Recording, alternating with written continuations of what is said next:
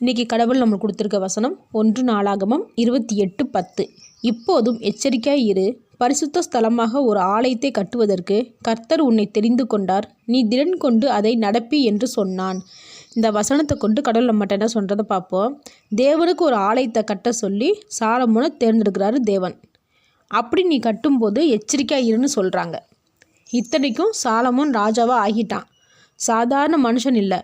அப்படி இருக்கும்போது ஏன் எச்சரிக்கையாக இருன்னு சொல்கிறாங்க? எதிரிகள் வருவாங்கன்னா? இல்லவே இல்லை. சாலமோனை யாருனாலையும் வீழ்த்த முடியாதுன்னு மற்ற தேசத்தில் உள்ள ராஜாக்கள் எல்லாத்துக்குமே தெரியும். ஆனாலும் ஏன் எச்சரிக்கையாக இருன்னு சொல்கிறாங்க? தேவனுக்கு நம்ம செய்யணும்னு நினைக்கும்போது எவ்வளவோ சோதனைகள் நமக்கு வரும்.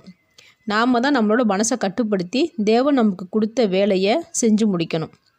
தேவனுடைய ஆலயத்துக்குன்னு அவன் சேர்த்து வச்ச பொருள்களில் இருந்து வேலைக்காரவங்க வரைக்கும் சரியாக வழி நடத்தணும். அங்கே வேலை பார்க்குற மனுஷர்கள் குடி, போதை, இச்சைகள், கலப்பிடம் இல்லாத பொருள்கள், இப்படி எத்தனையோ விஷயத்துலையும் அவன் எச்சரிக்கையாக இருந்து தேவ ஆலயத்தை பரிசுத்தமாக கட்டி முடிக்கணும். இப்படி சகலத்திலும் எச்சரிக்கையாக இருன்னு சொன்னாங்க. அப்போ நமக்கும் தேவன் கொடுத்துருக்கிற ஒவ்வொரு வேலைகளிலும் பரிசுத்தமாக இருந்து நாம் அதை செய்யும்போது தான் நம்ம செய்கிற வேலையை தேவன் ஆசீர்வதிப்பார். உலகத்தில் உள்ள பாவங்களுக்கு விலகி மனசை கட்டுப்படுத்தி தேவன் நமக்கு கொடுத்த வேலையை செய்து முடிக்கும்போது மட்டும்தான் தேவன் அந்த வேலையை ஏற்றுக்கொள்வார். ஆமேன்.